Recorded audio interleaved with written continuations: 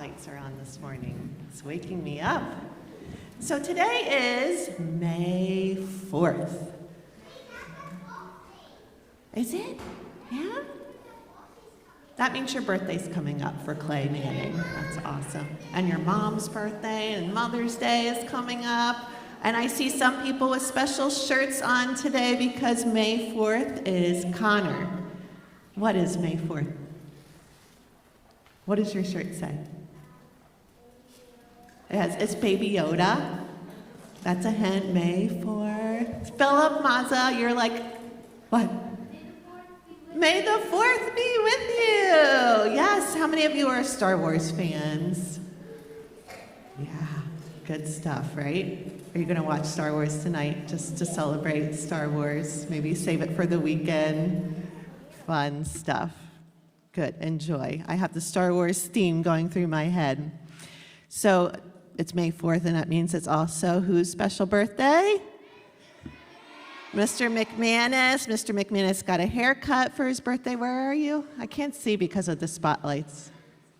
There he is. There he is. So remember, it's his 50th birthday. So make sure you say happy 50th birthday to him today.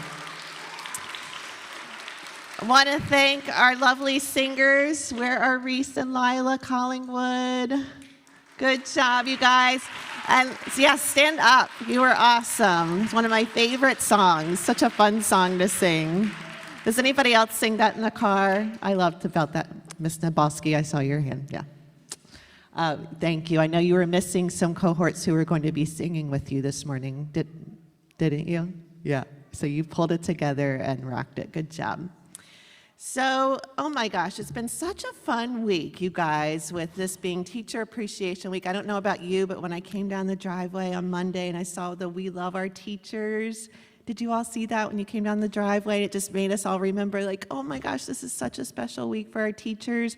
And then you walk into Bell Hall and the flower garden keeps growing, which I love because it's spring and flowers are sprouting everywhere, but now they're on our windows and your lovely heartfelt messages. I had some time yesterday afternoon to really read them, and they just mean so much to teachers, guys. The words from your heart expressing how you feel about the special people that you see every day really mean so much to all of us. So I know for myself, like my lower school teacher team, they are my family. I learn from them each day. I'm so grateful to each one. The cycle of a teacher, I don't know if you really realize the year-long job it is. Gary said, no, so I'm going to tell you. So summertime, we often think of summer as kind of, oh, teachers are so lucky. They don't work and they just relax all summer. Well, I was a teacher and I don't like that. Teachers, are you with me? Because you work all year. And summers, yeah, they're not in the routine of coming to school, but summer is such a rebuilding time. It's preparing time. It's reflection time. It's time to think about what went well. What do I want to change? What do I need to know about my new students coming in? Reading about you all, thinking about the room and planning and learning new curriculum that we've suddenly said we want to try, or researching what's new out there in education. What do I want to bring to my students that's forward thinking? And you don't ever stop learning as a teacher, just like they're always teaching you and you're learning, teachers are always learning. So summers are really busy. We even bring them in for meetings. I bring them in to meet with me. They're meeting with grade partners, subject area partners. So it's a really busy time preparing. And then August comes and you're getting ready for your classroom. And you're planning your classroom and you can get in there and get it organized and ready and arranged in a special way that's going to bring you joy and bring good karma to your room and to your space for the year. So fall comes around, and I know you guys love the fall, don't you? You love meeting your new teacher and seeing your new students in your classroom that you're getting to know and your classmates that you were with maybe last year. But it's really important to teachers because they're getting to know you and the way you best learn and the way they best need to teach you, because that changes really every year as your brains are growing and your minds are growing. So they create those personal student goals for each one of you that are really unique. Now, winter comes. What happens in the winter? Oh my gosh. It's like there's so much love for each other. You truly love your teacher. Your teachers love you. and they're really getting to know what areas do you need support in, where do you need enrichment. And the love is really apparent because it's cold outside, right? So they keep it warm and cozy in your classroom as you learn and grow. So spring, we're in the spring. What do you feel about your teachers in the spring? Do you feel like they're like your biggest cheerleaders right now, right? Yeah, Mish, yeah. So they are saying, oh my gosh, you guys, we're almost towards the end of the year. We still have some learning to do. Let's really make sure we know blah, blah, blah, right? They're really excited for you to prepare you for your next grade level. Do you feel like you're getting prepared for your next grade level? Yeah. Do you really feel like you're getting prepared for your next grade level? Yes, of course you are. Of course you are. They're so proud of you. I see that in your teachers each day. Their pride is there. They are attached to you. You are to them. And I start to see, I don't like the end of the school year, honestly, because I start to see sadness, right? You've grown attached to each other. You grow attached to your teachers to you. And when that's coming to an end, you can't help but feel a little bit, oh my goodness, I'm leaving this person who's loved me all year. So the last day of school comes and we do our big moving up ceremony, and it's a little bit sad, but yet you're excited for what the next year will bring, right? And the cycle begins again. So somehow, I love that teachers have these huge hearts, and every year they have room in their hearts for new students, and their love for their students continues to grow. And you guys go back, do you go back and visit your old teachers? Yeah, of course you do. We see each other all the time on the Montgomery campus. So while it's goodbye in that classroom, the next year comes along and you love your next year's teacher. And that teacher finds room in their heart to love a new class. So it's really amazing that teachers just continue to grow in so many ways, but in their hearts too. So I think we just really need to recognize our teachers right now. What do you think? Should we have them all stand up? Yeah, let's have teachers stand up so we can give you applause and you can feel that love.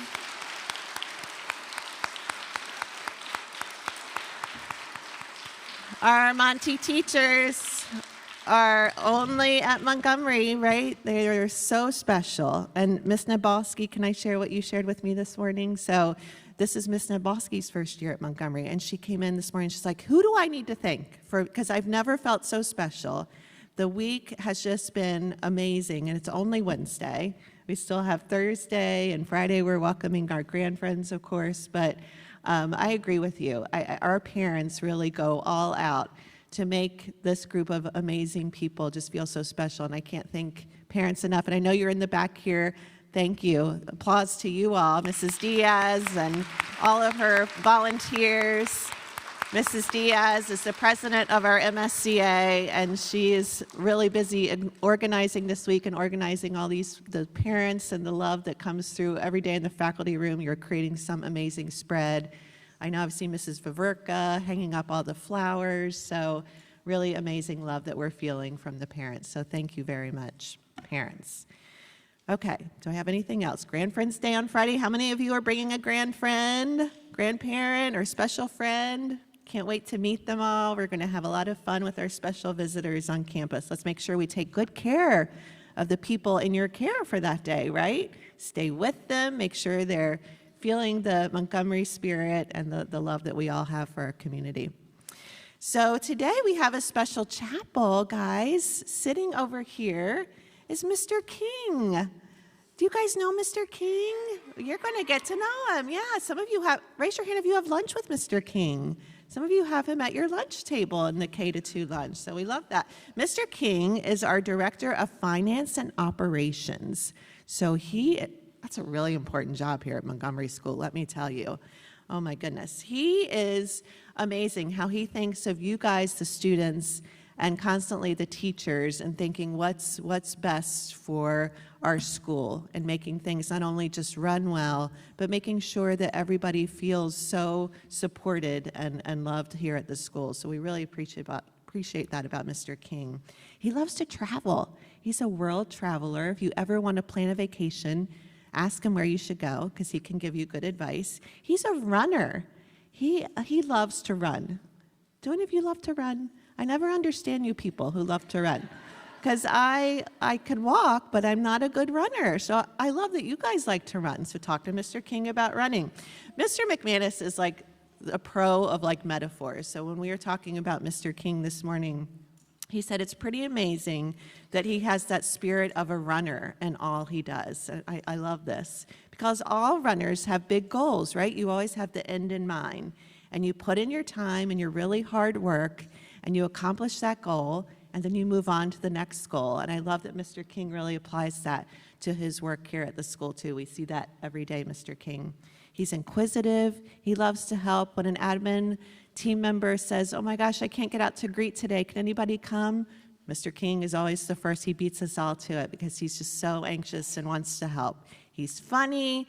He's always thankful for all of our teachers and all that he does. And he's awesome in securing the health and the school, the health financially in the school for now and the future. So should we welcome our beloved Mr. King? Let's bring him up here.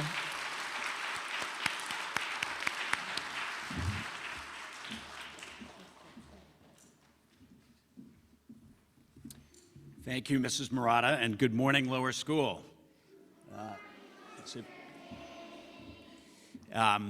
I just want to echo what Mrs. Murata just said. As I was preparing last night, I realized that once again that it is not easy being a teacher. So anyway, this is my chance to get up and teach a little bit, I guess. And I'm honored to be speaking at chapel on Mr. McManus's big birthday.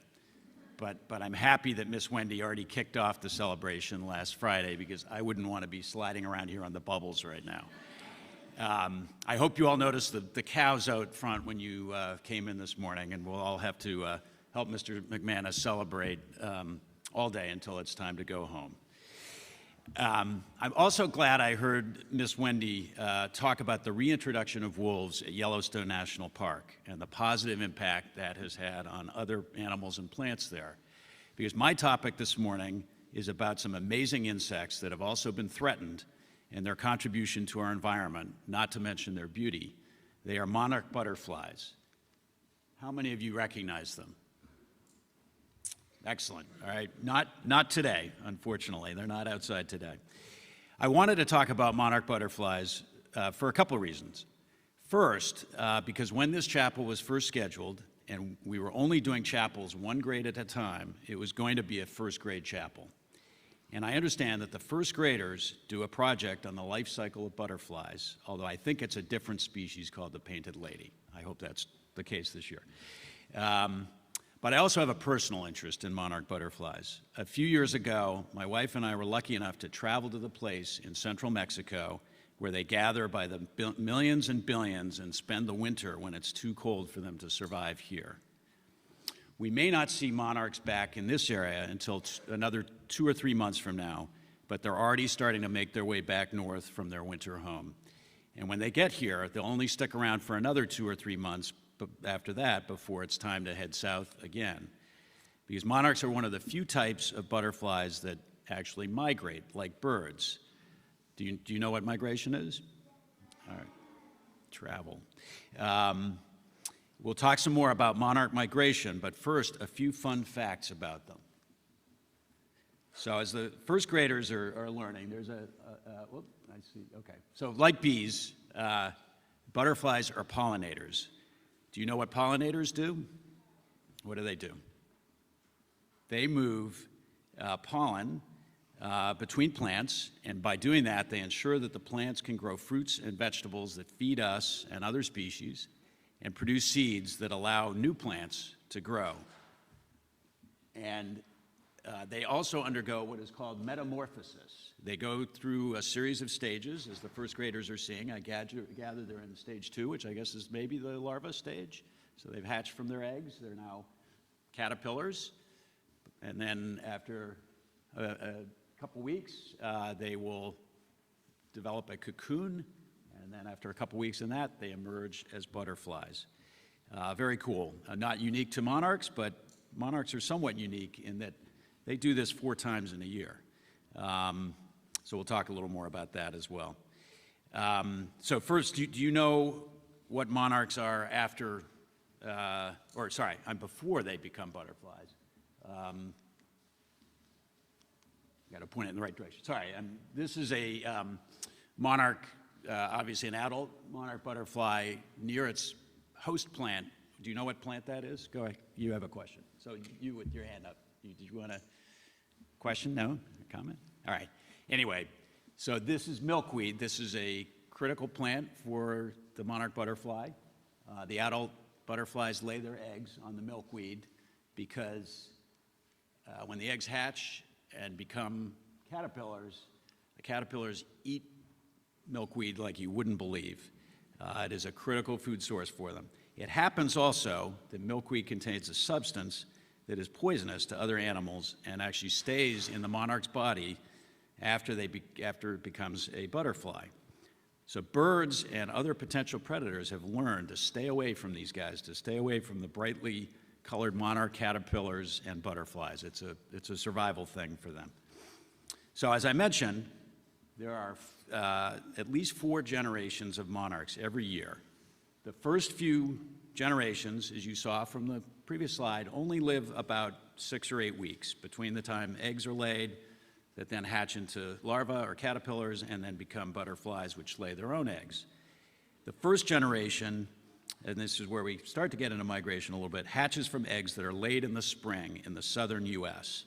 But the last generation is born in the late summer or early fall in the northern part of the U.S. and southern Canada, so that's around us, and lives for 6 or 8 months after that. That is the generation that makes the Great Migration to Mexico and back. The amazing thing is that those butterflies have never been to Mexico, but somehow they know when and where to go every year. And for some, it's almost a 3,000-mile trip. So before starting out, they have to fuel up. I was fortunate to join the 7th graders on a trip to the Wetlands Institute on the Jersey Shore last week. The program there is mostly about aquatic and marine life, like horseshoe crabs and turtles, but it also happens to be an important stop at the beginning of the monarch's migration south. Here you can see a sign at the Institute about the goldenrod plant, which is an important source of food and shelter for a number of insect and bird species, but particularly monarchs. So where do they end up? For many years, people in the US and Canada didn't know. It was only during Mr. McManus's lifetime that a Canadian scientist finally figured out the answer after decades of trying by tagging monarchs in the north that were later found in the southern US and Mexico. Here you could see pictures of a couple of signs I took in Mexico. The one on the left shows another rough map of their migration routes, all ending up in central Mexico, so you can sort of see Canada on the top, and then the US, and then Mexico. And the other on the right is a mural of monarchs in a village near the mountain forests in central Mexico where they stay for the winter. The indigenous peoples there called them daughters of the sun. You can just see a sort of a sun-breathing monarchs in the sign on the right.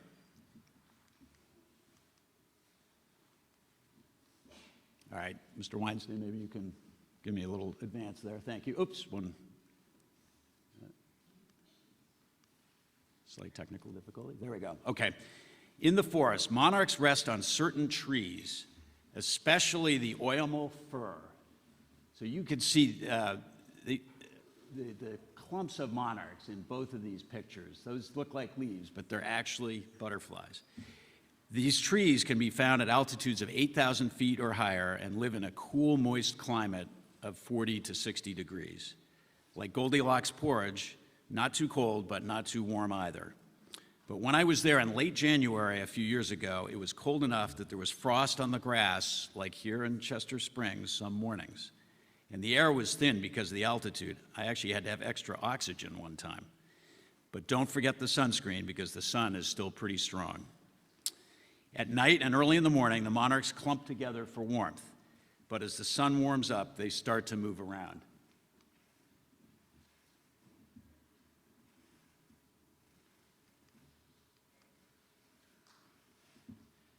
They call the process of spending the winter in Mexico, they refer to as overwintering. So they're probably there about 3 months in total. And I just thought I'd share a couple of brief video clips that my wife and I took when we were there. We took lots, but these are among the briefer ones, so bear with me.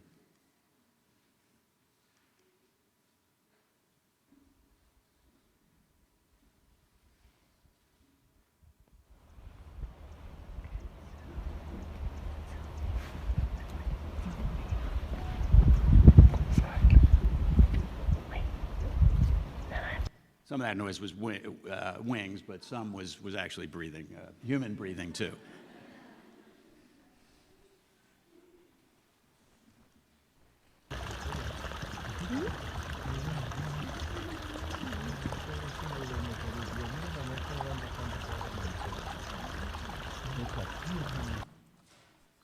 Truly a magical place. But like my trip, all good things come to an end. So in February and early March, the Monarchs begin the cycle all over again and start to head back north. And this map shows the routes in both directions. Their offspring of the monarchs that leave Mexico will be the great-grandparents of the next generation to migrate south. On both ends of the trip, habitat is critical. The oil fir forests in Mexico and native milkweed plants in the US and Canada. Both are threatened by development, farming, and logging, so governments and other groups in all three countries are trying to preserve and protect monarch habitat wherever possible, and even grow native milkweed plants in their backyards. Oops. Here are some sources of information that are very helpful in learning more about monarchs, even for me, when having learned about them a few years ago. Their life cycle, habitat, and migration. But there are many other organizations doing research and providing information too. And finally, I thought I'd close with one last little video clip. It goes into slow-mo, but you can see them swirling around against a warm sky. So as we leave chapel this morning, think about the warmer days this summer and fall when we'll see monarchs again. Not quite like this in our area, but we can always dream. Thank you.